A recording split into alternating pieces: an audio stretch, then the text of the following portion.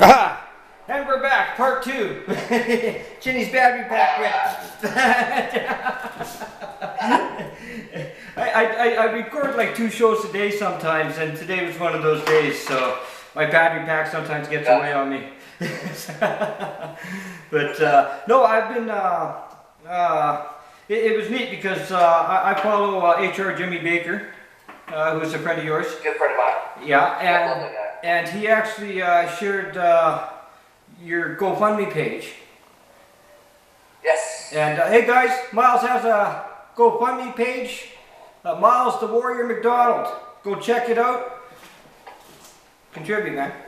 Won't be like that. All right. Anyway. Yeah, and I posted on the page. Well, geez, why don't I interview him, basically? And I'm guessing it was your wife that commented back. That's my mom, actually. Your mom. Your mom. Well, I'm a little old. Yeah. I'm a little older than you, so anyway, we will get away from that.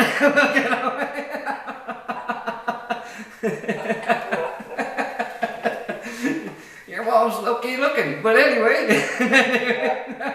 I've gotten that since high school, man. It was ridiculous. Yeah, okay. Chinny's embarrassed. Oh, maybe I can be embarrassed. Oh, goodness me. Funny. But yeah, and so I obviously got RJ to make, or JR to, HR to make contact with you, and here we are. But for, you grew up in, where are you from? Where did you grow up? I was born and raised in Las Vegas, Nevada. Oh, you're a city boy. Yes, sir. Yeah. Yeah. Moved to Colorado. And then from Colorado, I got stuck in Missouri, man. Wow. So. Wow. But well, there's some great promotions down in Missouri. So for a young guy in MMA, you're in the right place. Yeah, I really truly believe that actually. The Midwest is making some noise right now in the MMA world. We got a lot of top up-and-comers coming through. I mean, just out of Missouri alone, we have Chuk on World Series of Fighting. You got me and Dan on Bellator. You got James Krause, Zach Cummings, Tim Elliott on the UFC, not to mention countless others out of St. Charles MMA, Joshua Sampo. Alphonse Killick was there for a little bit out of St. Charles MMA. I mean, Missouri is doing some crazy things right now in the MMA world, and I'm proud to be a part of it. Yeah, and of course, Chuck up fighting World Series of Fighting 21 this tour night, and he's fighting a friend of mine, Hakeem Dawdo. But these guys are both like 9-0. I mean, someone's got those got to go somewhere, and man, this should be a great fight. This should be a great fight. I was watching the weigh-ins, and Will he's a lanky guy. He's tall. Yes, he is. He's tall, lanky, but he's strong for his build, believe it or not. He doesn't look like he would be, but he's actually pretty decently strong.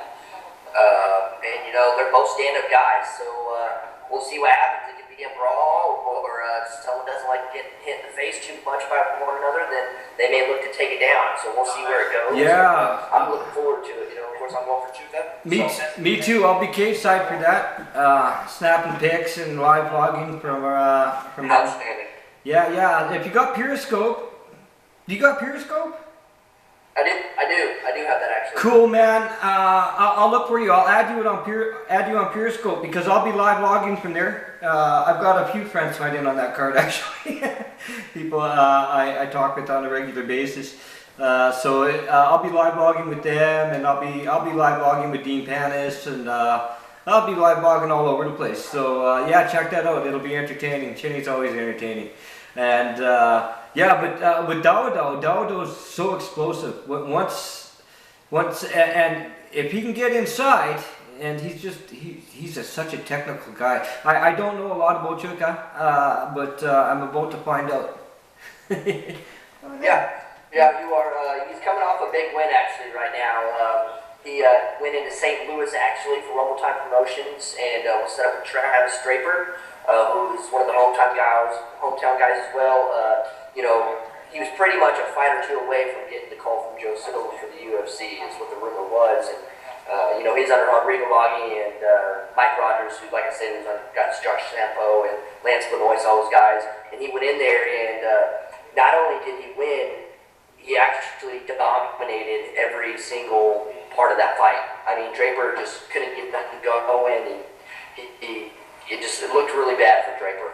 Right on. Are you going to be watching the card tomorrow night? Show up, and sometimes the other guy shows up. Yeah. Are you going to be watching the card tomorrow night? I'm gonna try to. I work, and then I got training, so I can't miss out on training. That's all right. They'll replay it again anyway.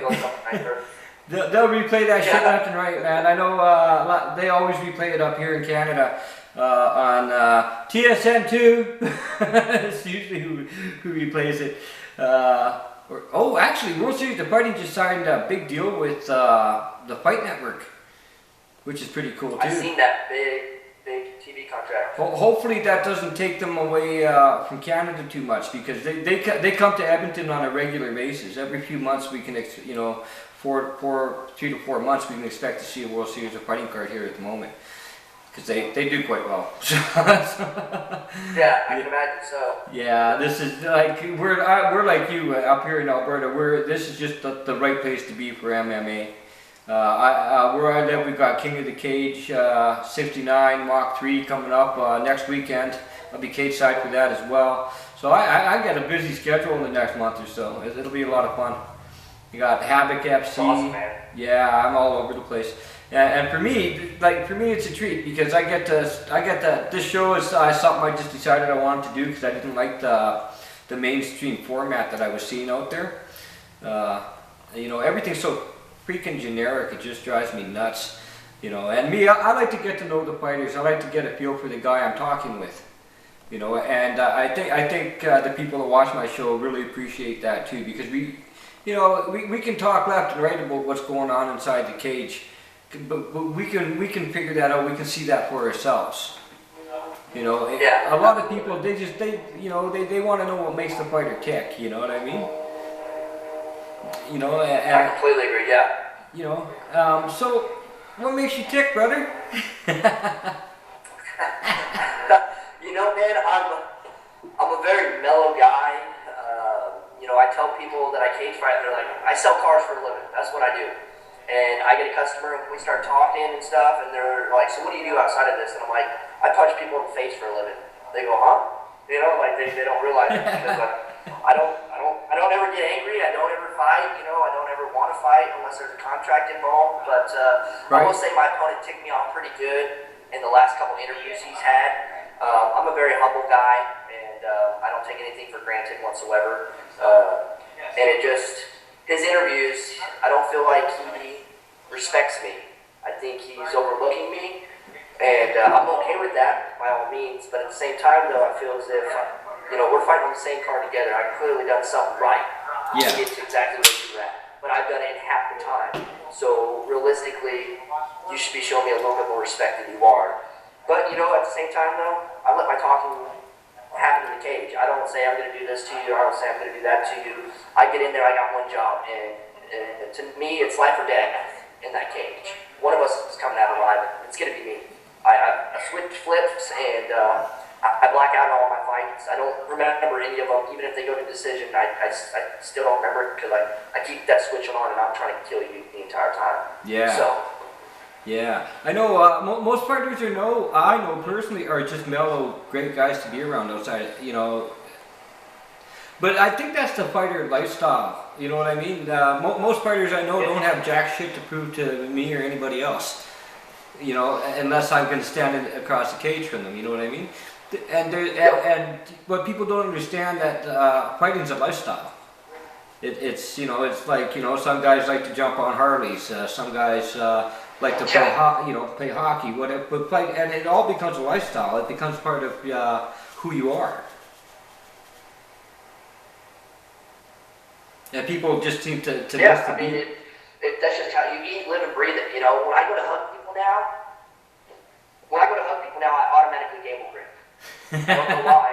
It's just part of it. As soon as I tie up with a hug with people, whether it's my mom or my brother, I gamble grin, man. It's just I just go there with it.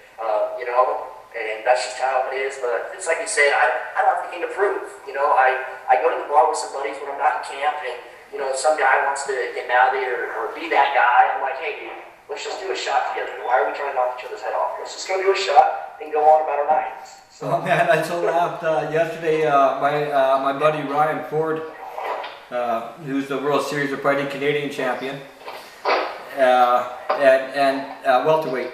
But he posted yesterday about this guy that cut him off in traffic, and then proceeds to tell him to get out of the car. And Ryan, I could, because I spent some time with Ryan. Because I spent some time with Ryan, and I could just imagine what was going through his mind. You know? Fool, you don't want me to get out of this car. I actually posted that on Facebook. Fool, you don't want me to get out of this car. never know who's driving. Yeah. And the guy was like 50 years old, so yeah, you know, and a lot of people posting, oh, once he would have seen who you were. Well, no, he's, you know, there's a good chance he'd have no idea who Ryan was.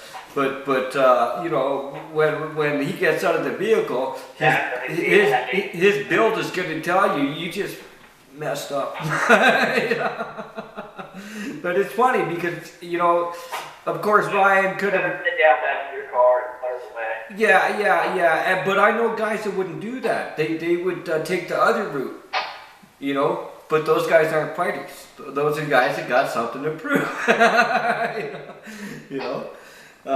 So growing up in Vegas, man, I mean, Yeah, exactly. Walk around with a chip on their shoulder, and they got beat tough time. Yeah. You know, it's funny because I see it. I follow social media ridiculously. I follow all sorts of fighters and whatnot, and it's amazing how you get the guys that are just quiet and cool, even in the build up to the fight, and then you get the other guys that are really good at the smack talk. They know how to, you know, they use it to pump a fight. Tim Hague is phenomenal at it. But at the end of the day, once the fight is over, there's the handshake and all's good. It's all good, you know what I mean? He doesn't carry it on outside of that. And he tries to explain to people, man, I'm hyping a fight here. This is what I'm doing. I'm hyping a fight here. I'm not, you know, what you see me doing here isn't who I am, and it's not. Tim Hague is probably one of the nicest guys you'd ever want to meet. He's just, but when it comes to hyping a fight, man, he, you know, especially if you want to, yeah, especially if you're the guy that wants to start trash talking Tim. Well, that's, you know, you're kind of going after. It's like oh, who would it be like? It'd be like me going after Chael Sonnen. You know, he's going to trash talk me into the ground. I'm not, you know, but for you, I mean, absolutely. You know, I mean, it's ridiculous. But I had Drew Dober on the show here. Was it on Monday? Yeah, I'm pretty sure it was on Monday. I had Drew Dober on the show. And he's a really likable guy too. Very humble, quiet. He's like you are. He's very humble guy, and which is great because we used as fans, we're used to seeing you guys in the cage, where you're in that zone, and it's and then when I get to talk to you in this environment, you are who you are. You're not that animal that's going to get the job done right now. You know what I mean? It's very cool.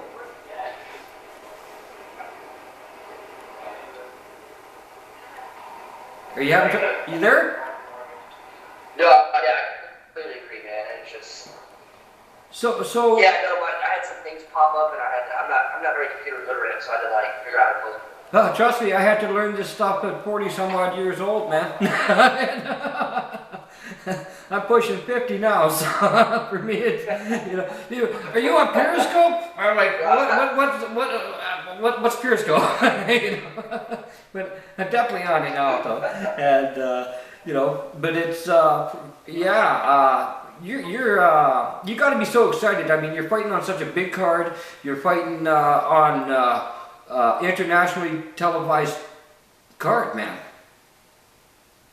Yeah, man. I mean, I can't keep saying how, fortunate I am to be able to be on this card and to be a part of it. Literally it's history in the making for two reasons. One, this is the biggest MMA event that has ever come to St. Louis, bigger than Strikeforce.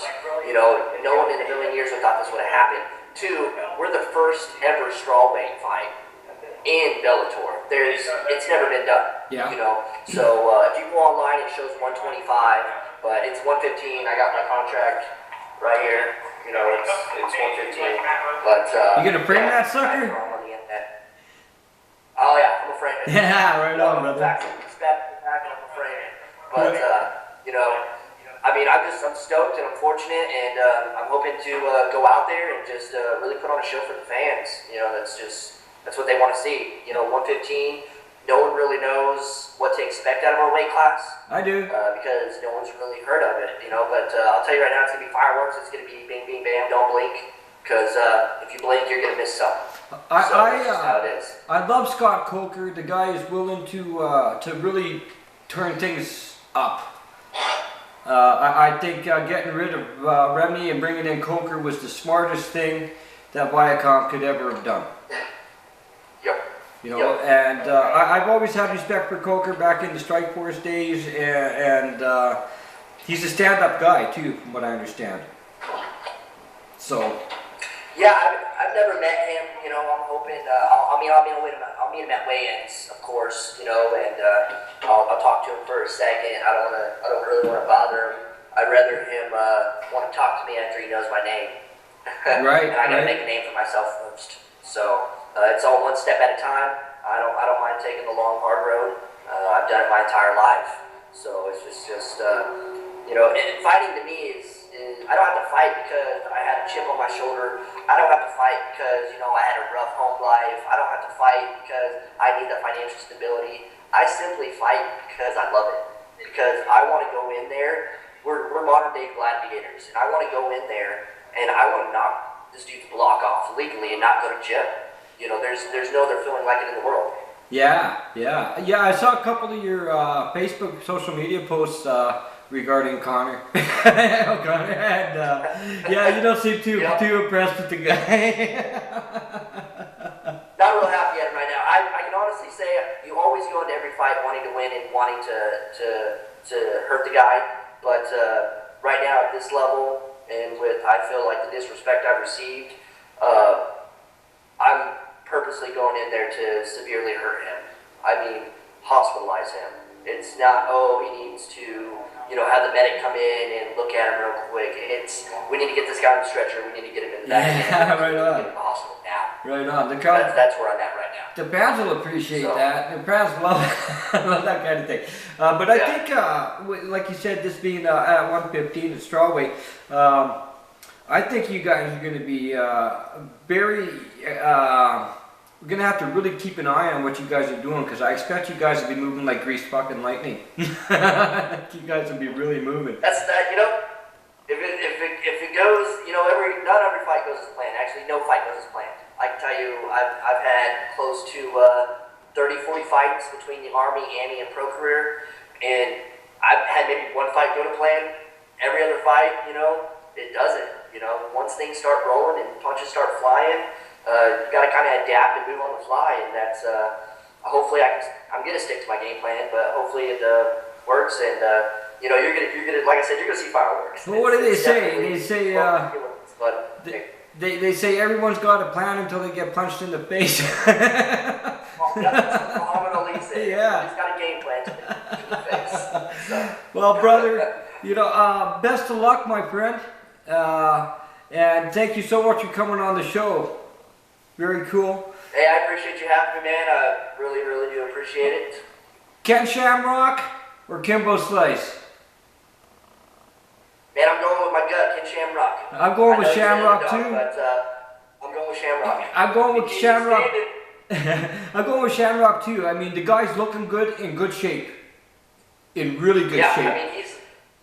He's looking pretty stout. We had a press conference about a month ago in St. Louis that Bellator released, and the dude's just looking ripped, man. Yeah. You couldn't believe the way he looks for his age. It's absurd. And he's 50 So, years old, man. Yeah. And you know what Kimbo's biggest problem is here? Kimbo's biggest problem is he cannot stop a